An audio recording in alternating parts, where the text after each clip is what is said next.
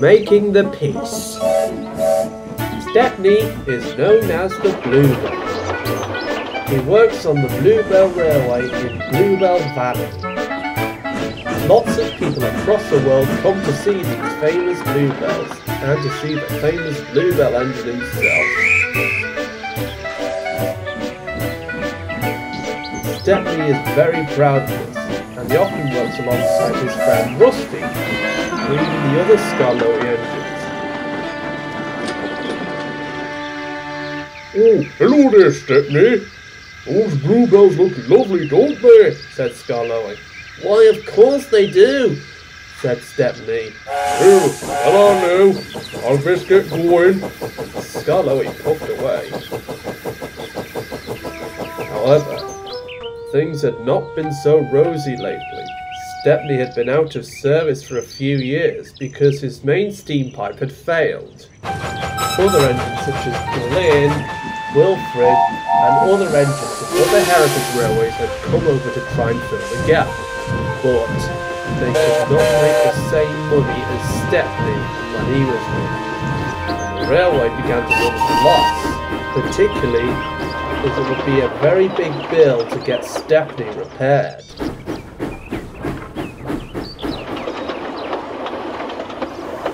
One morning, the manager came over. I'm afraid that might be it, Stepney, he said sadly. Our accounts are at a serious low. We might have no choice but to close this railway and send you off to a museum, because the last thing we want to do is send you to the scrap dealers. Stepney knew all too well when he accidentally ended up at the smelters and nearly got scrapped. He could well remember Harry and Bert pushing him into the smelter shed. Stepney felt a chill in his boiler. Well, where would I go? Which museum? Hopefully the one in Vickerstown. That kind of makes me feel better, said Stepney, and he feared for the future of the railway.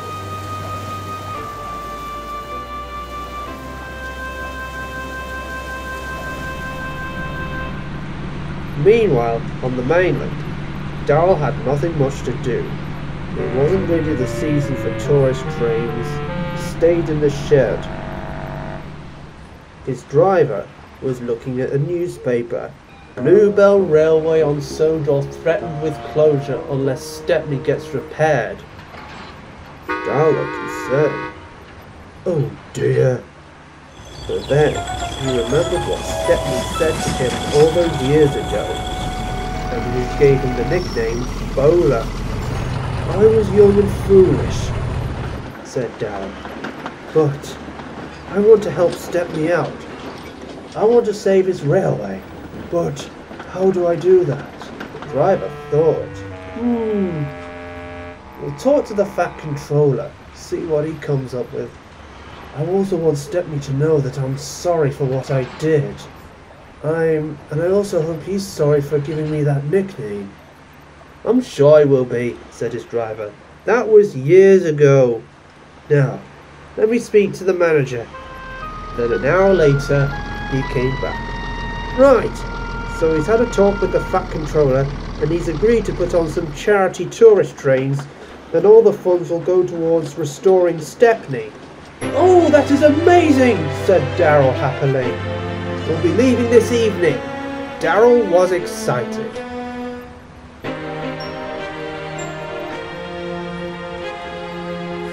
The Fat Controller had told all the other engines about it too, and they were pleased that Stepney was getting help.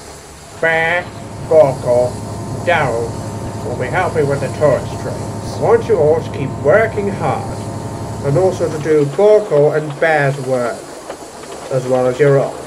Yes, sir, said the engines. That diesel, said James. Are you afraid that he'll push you across the main line again? Laughed Henry. Don't mention that, snapped James. That terrified the living coal out of me. And he went back into his shed. All the other engines laughed. There he is, said Thomas. Hello, Darryl, said Percy. Greetings, engines, said Darryl as he pulled in. As you might have heard, Stepney needs to be restored, and I will be running the special trains along with BoCo and Bear. James said nothing. He just glared at Darryl in disbelief. Oh, come on, James, said Percy. Come out, he's not going to push you this time. James said nothing. He just fumed in the shed. As Darryl pulled in, Henry had a question. You know, you were called Bowler for some time, but how did you change your name to Darryl?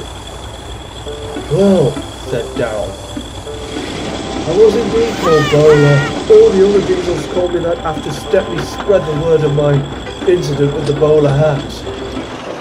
It got very annoying in the end, but in 1968, I was transferred over to Longsight Diesel Depot in Manchester. There was a very popular driver there called Darryl Byrne.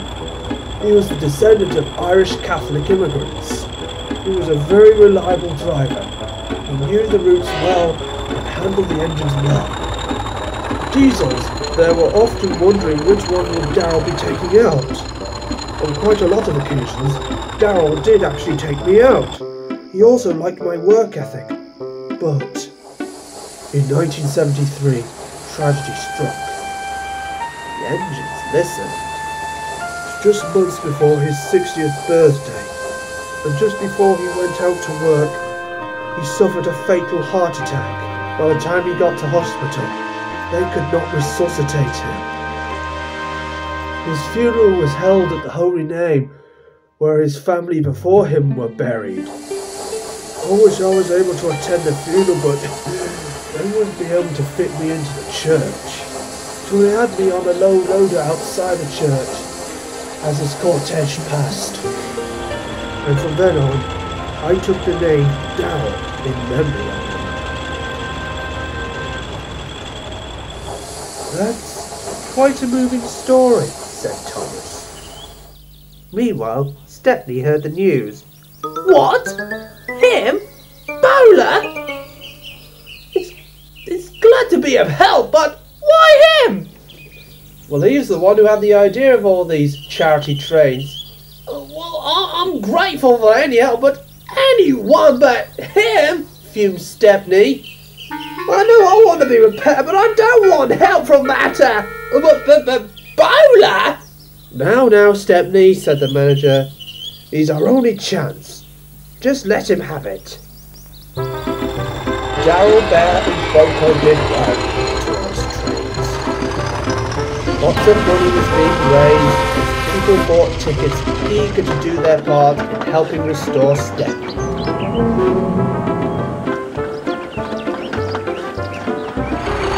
Darryl did many journeys and enjoyed them enormously. One day he saw Richard. Has Stepney heard of my helping with him? Well, I'm actually going to go talk to him, so I'll point that out. I want to see him as well as you. And Richard puffed away. Darryl continued on with the charity trains.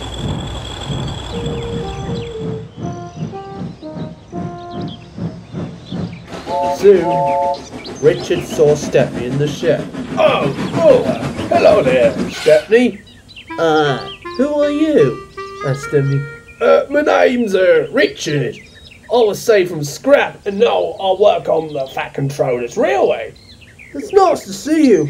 And soon they were both chatting like old friends. Then it was time for Richard to bring up Darryl. So, you know, D261? Him, said Stepney. Richard gulped. What's the matter? You know what he did. I'm sure the other engines told you about the time when I visited and he first came to this island. Yes. I think I do, said Richard awkwardly. I don't want any help from him. I mean, any help is gladly appreciated, but surely You could have pulled the Trainz instead of that bowler. No, now, Stepney, said Richard. He wants to help you. He was a young and a foolish engineer back then, so why don't you just give him a chance? Give him a chance? I've given him all the chances in the world, but he hasn't improved. It became clear that Stepney was being stubborn about Darryl's health, so Richard just puffed away. A few weeks later, Stepney was still in his shed when he heard an unfamiliar horn. That's not that bowler, is it? It wasn't. A blue diesel came towards his shed.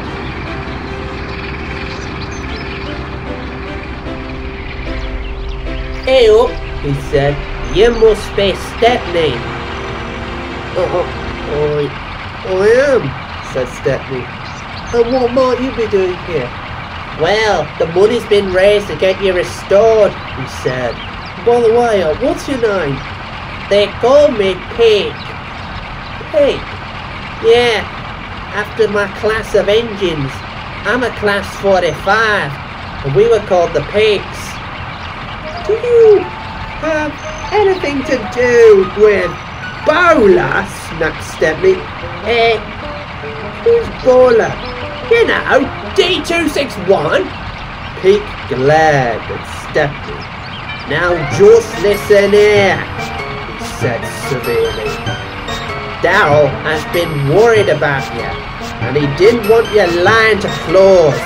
He did it out the good of his heart, so he could raise money to get you restored. And I've been helping too. What happened many years ago happened. Yes, I called him Baller back in the day, but we were all young and foolish diesels. So, I just hope you can feel appreciation for what he's done on your behalf. Now, I'm going to be taking you to Works, and I hope he'll be there so you can say you're sorry for your words to him. Stepney felt awful. Oh, you're right. I've had the wrong impression of him all along. So Pete coupled up to Stepney, and they went on to the Works. But Stepney felt miserable. I've been so foolish, he sighed. Why did I think he was still that arrogant diesel that he was? Well, that's in the past, said Pete, and you ought to be moving on.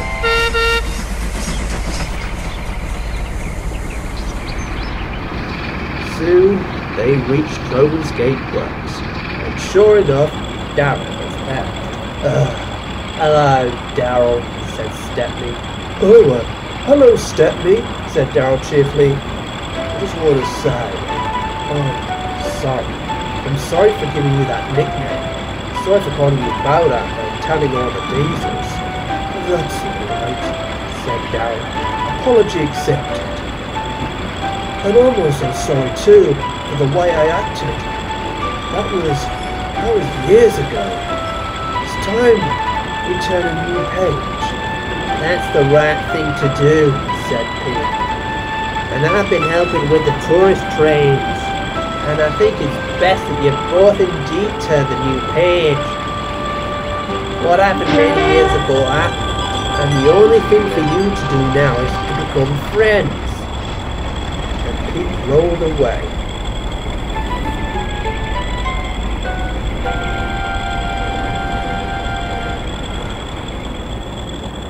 Why, of course, they both said. A few months later, Stepney was fully repaired. He went back home.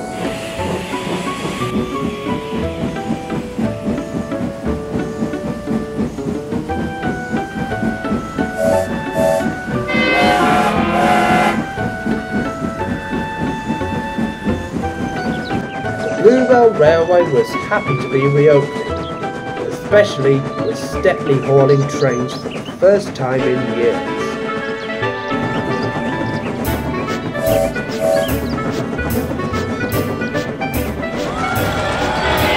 When he got back home, there was a surprise for him. Darryl? gasped Stepney. Don't go on, Stepney, said Darryl. Oh, this is a surprise, he said happily. The manager wanted me to come over, said Darryl happily. Besides, we're friends now. Stepney smiled. I believe we've well and truly made the peace. Indeed we have, said Darryl. Look, everybody's excited that you're back. Stepney smiled. Well, it's times like these. It's time to simply start anew. This is the song. There comes a time to start anew, to look at things from a different view. Living young, friendships out and new. Rivalry is the real crime, but there will eventually come the right time to set aside your differences and to make new acquaintances. Bluebells forever in the flowery dime. Bluebells forever. After all, there's no place like home.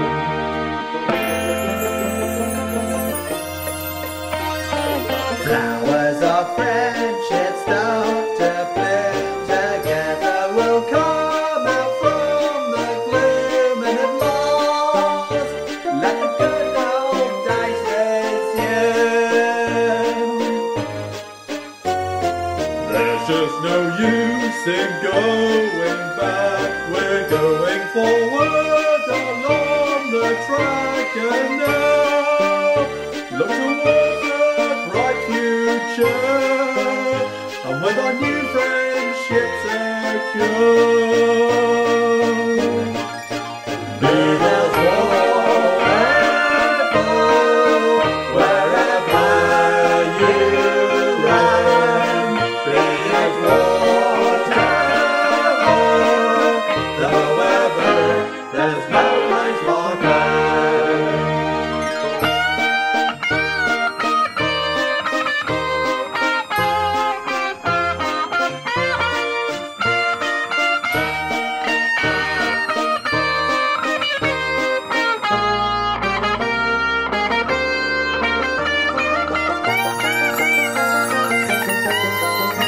Bluebells forever in the flowery dime. Bluebells forever. After all, there's no place like home. Bluebells forever, wherever you roam. Be it whatever the weather, there's no place like home.